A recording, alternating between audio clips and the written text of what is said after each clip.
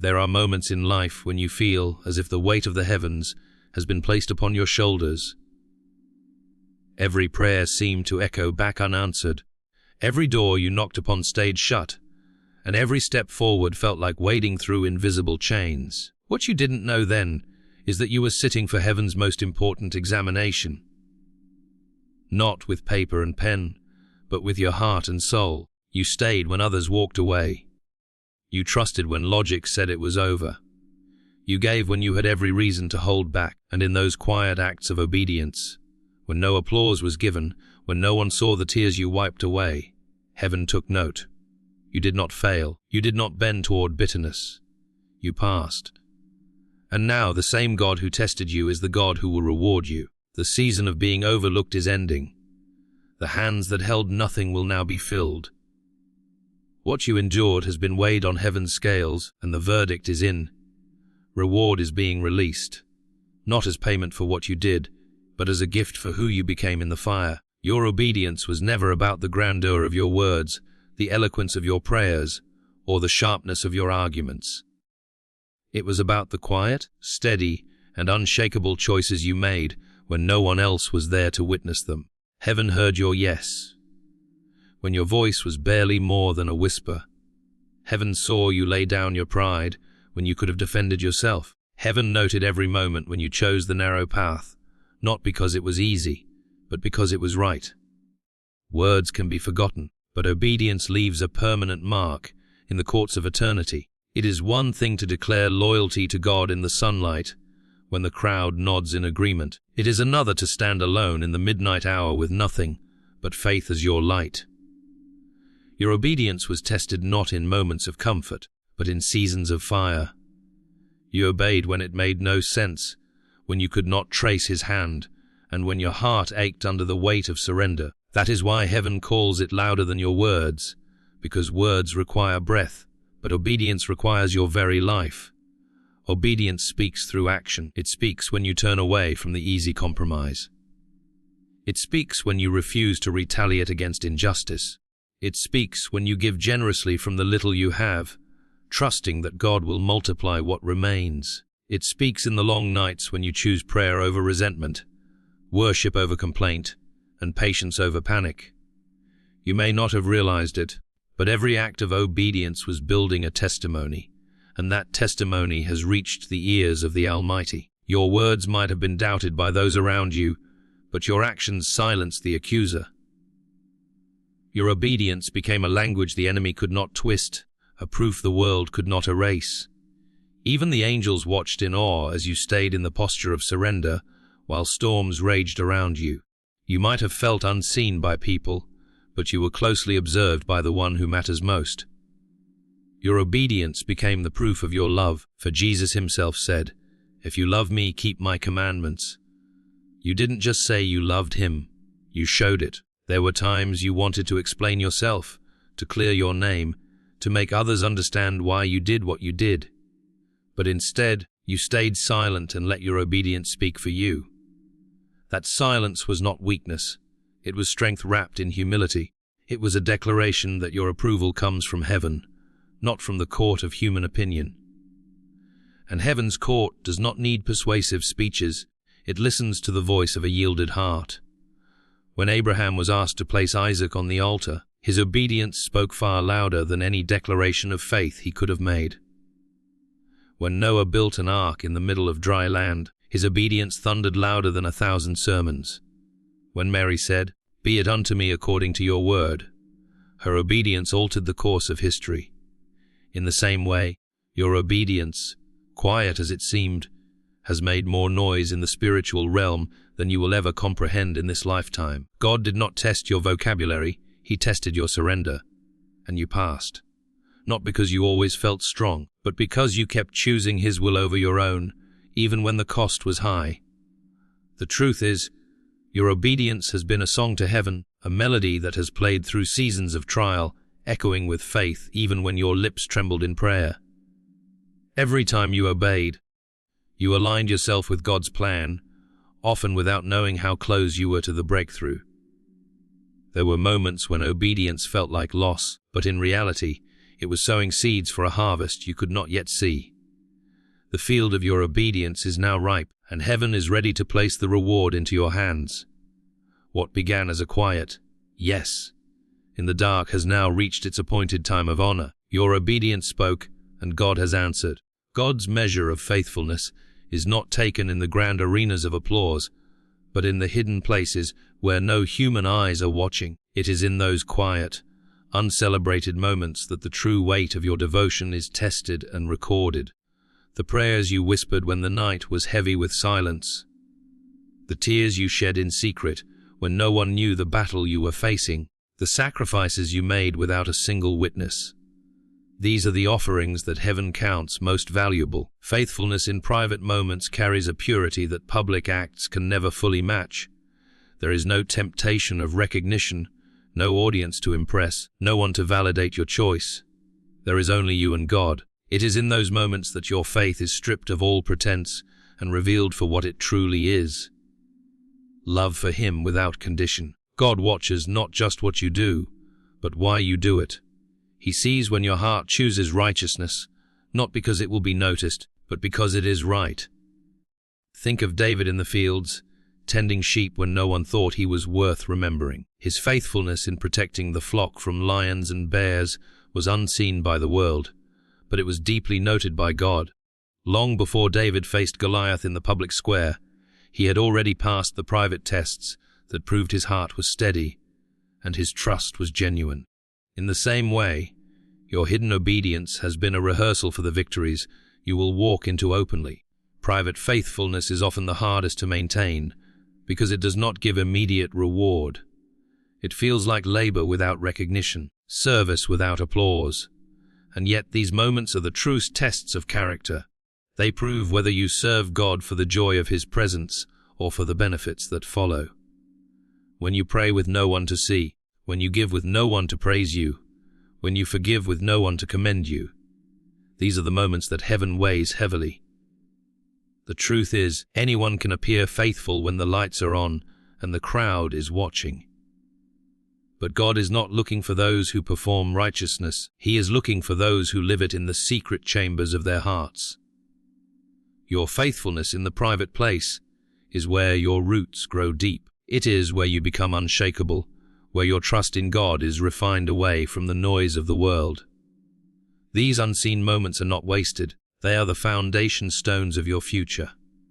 God is not unjust to forget your labor, even if no one else ever knows it happened. Every quiet act of loyalty to Him becomes a seed sown in the soil of eternity, and He is a meticulous gardener. At the appointed time, those seeds will break the surface, and the harvest will astonish even you. So if you have felt overlooked, remember this: heaven has been watching closely. Every private prayer, every quiet surrender, every hidden act of kindness has been written in the record of your life. God measures faithfulness not by how loudly it is proclaimed, but by how consistently it is lived when there is no audience at all. Your private moments have spoken volumes, and their reward is already on its way. Your waiting was never an accident, nor was it a meaningless stretch of empty days. Every moment you thought was silence was, in truth, a conversation between heaven and your destiny. God was not ignoring you. He was orchestrating something beyond the limits of your sight. What felt like stillness was actually movement. Movement in realms you could not see. Movement in the hearts of people you had not yet met. Movement in the unfolding of events that needed to align perfectly for His promise to find you. Waiting can feel like the slow erosion of hope. You pray and nothing changes. You believe, yet the answer does not arrive. And in those seasons, the temptation is to think God has forgotten you. But heaven's timetable is not bound by your clock, and its delays are never without reason. God often withholds the visible so that He can strengthen the invisible. Your trust, your endurance, your faith. The waiting room of God is not a place of idleness. It is a place of preparation. Consider the seed buried in the soil. It appears dormant, but beneath the surface it is breaking, rooting, and preparing to rise. If you judged it only by what you could see above ground, you would think nothing was happening. But the most important growth is often the kind no one can witness. Your waiting has been like that. Hidden, silent, but full of life beneath the surface. God has been shaping you into someone who can carry the very thing you've been praying for. If He had given you the promise too soon, it might have overwhelmed you. The gift would have been more than your character could sustain. So He allowed time, not as a punishment, but as a safeguard. The days you thought were wasted were actually God's mercy at work, making sure your blessing would be a joy and not a burden. In your waiting, you learned the language of patience. You discovered how to lean on His word instead of your own understanding. You found the strength to worship even when your hands were empty, and you began to see that His presence is not only in the arrival of the answer, but in the journey toward it. That is a treasure you could not have found without the delay. Waiting is also heaven's way of aligning your story with others. God may have been preparing someone else to play a role in your breakthrough.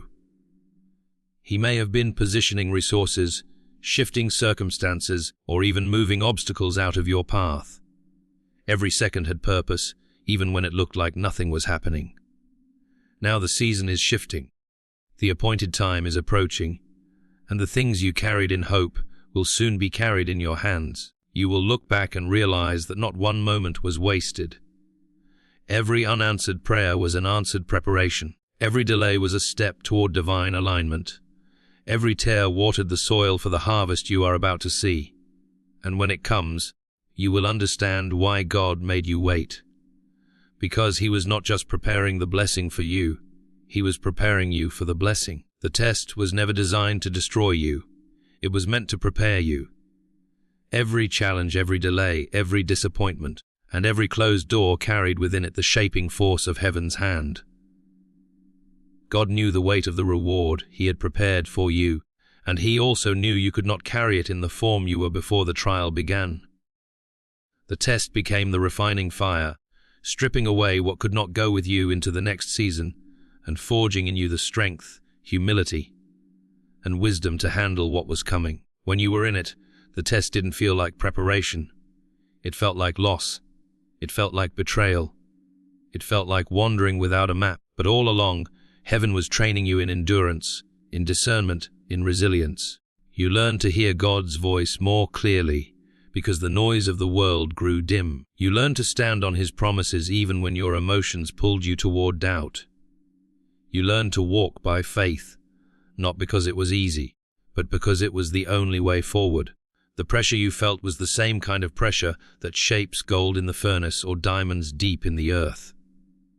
Without it, the raw material of your life would have remained unformed. The test didn't change God's plan.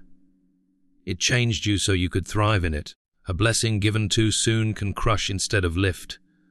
But a blessing given after the shaping process becomes an instrument of joy and not a burden. Every no you heard from heaven was shaping your patience. Every unanswered prayer was stretching your trust. Every trial you endured without turning back was deepening your capacity to carry more.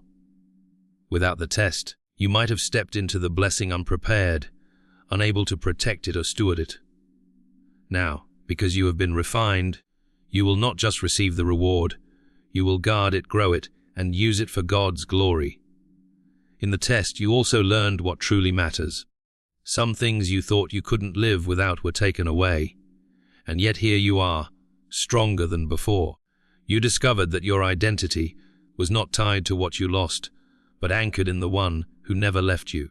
That revelation alone is worth more than the reward itself, because it ensures you will never confuse the gift with the giver. When Joseph sat in prison after being betrayed by his brothers and falsely accused, it seemed like a detour from the dream God had given him. In reality, it was the shaping ground. The test developed the integrity and wisdom he would need to manage a nation. Likewise, your test has been a divine classroom, and you have been faithfully taking notes with your life. Now, as the season shifts, you are not the same person who first entered the trial. You have been pruned so you can bear fruit without breaking. You have been humbled so you can lead without pride. You have been strengthened so you can endure without fear. And because of that, the reward that is coming will not just bless you, it will bless everyone connected to you.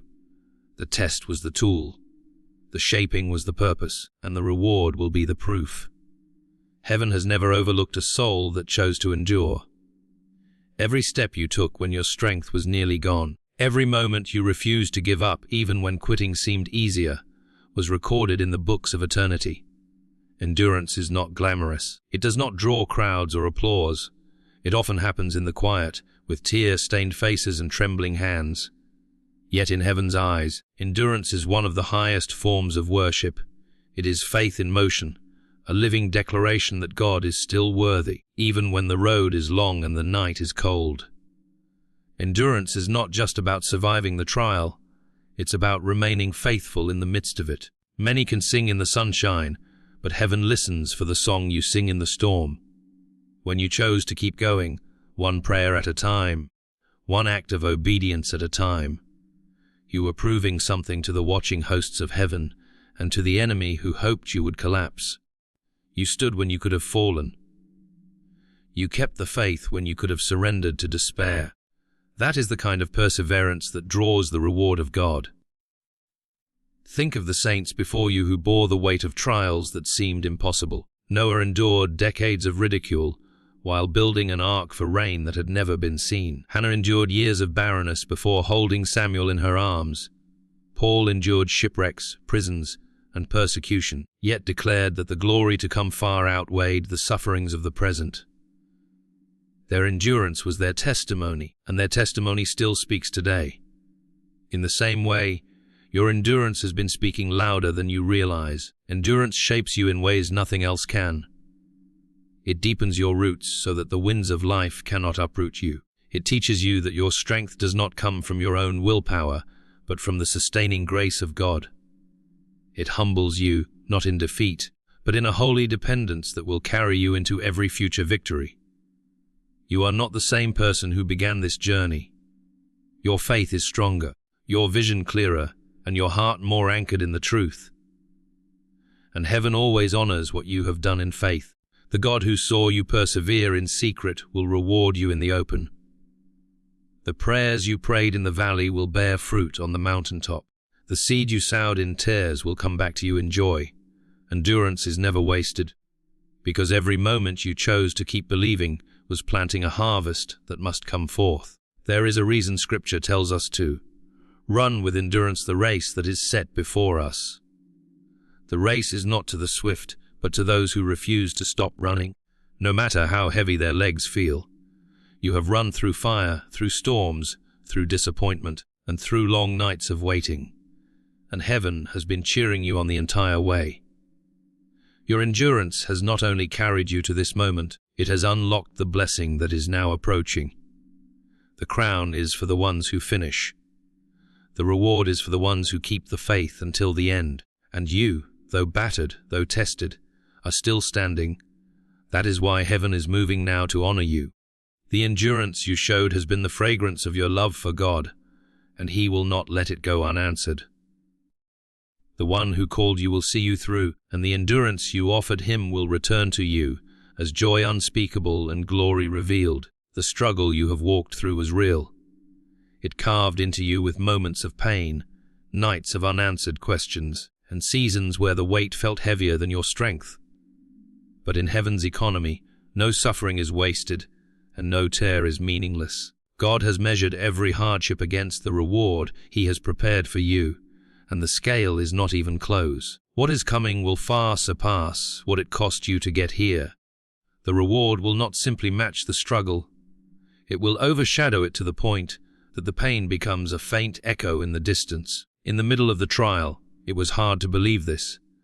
The road was long, and there were days when the idea of reward felt like a distant promise meant for someone else. But heaven does not promise lightly, and God does not forget the labor of love you have poured out. The moments you thought were buried in obscurity have been stored like precious treasure in the hands of the one who redeems. And when He releases what He has been holding, you will understand why the delay was necessary, because the blessing had to be big enough to redeem every dark day. The reward will not just restore what you lost, it will multiply it. What the enemy intended for harm will be turned into a harvest you could not have imagined. The seasons of emptiness will give way to abundance, not merely as compensation, but as divine vindication. You will see that the hands that once held pain are now overflowing with joy, provision, and peace. And the beauty of it is this: the very wounds you thought disqualified, you will be the proof of God's power when you step into the fullness of His promise. When a mother holds her newborn after the pain of labor, the joy does not erase the memory of the struggle, but it transforms it. The suffering becomes part of the story, yet it loses its sting because the reward is now in her arms. In the same way, when God's promise manifests in your life, you will look back on this journey differently. The valleys will seem smaller in light of the mountain you now stand upon.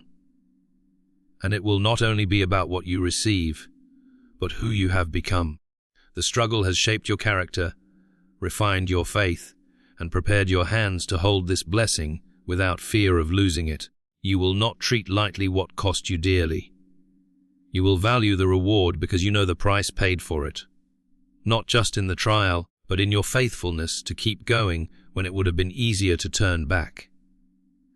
God is a rewarder of those who diligently seek Him. This is not just a verse to be quoted. It is a reality you are about to live. The honor that comes from His hand will silence the accusations, heal the disappointments, and declare to everyone watching that your endurance was not in vain. When it comes, you will not have to force people to see it. They will see it written all over your life. The struggle was temporary, but the reward will be lasting. The pain was real, but the joy will be greater. The battle was intense, but the victory will be sweet. Soon, you will testify that what God placed in your hands was worth every prayer, every tear, and every sleepless night. And when you stand in that moment, you will know that heaven's promise was true all along. The reward always outweighs the struggle. This moment you are stepping into is not the closing chapter of your story. It is the opening of a new one. The reward you are receiving is not a finish line. It is an entry point into a greater assignment, a deeper intimacy with God, and a wider reach for your influence. The test you passed did not just qualify you for blessing. It equipped you for responsibility. Heaven's gifts are never meant to make us settle. They are meant to launch us. The temptation after a long season of struggle is to exhale in relief and believe the work is over. But God's rewards are not retirement plans. They are commissioning orders. What He is placing in your hands now is not simply for your comfort. It is for His kingdom. The resources, opportunities, and favor coming your way are tools to build with, seeds to sow, and weapons to wield. The trial refined you not just so you could receive, but so you could steward well what you have been given. This new chapter will demand the same faith that brought you here, and in some ways even more. The battles may shift in form, but the call to trust Him will remain. You will be asked to step into rooms you once prayed just to glimpse, to speak into lives you once thought were beyond your reach, and to carry a mantle heavier than the one you bore before. And because you have walked through the fire, you will walk into these moments with a steadiness that can only be born of testing. The journey you've been on has not only prepared you to receive, it has prepared you to multiply. What God has deposited into your life is not meant to stop with you. It is meant to overflow to your family, your community, and even strangers you will one day meet. You have been given a story of endurance, faith, and victory, and that story will be a lifeline to someone else still in their valley.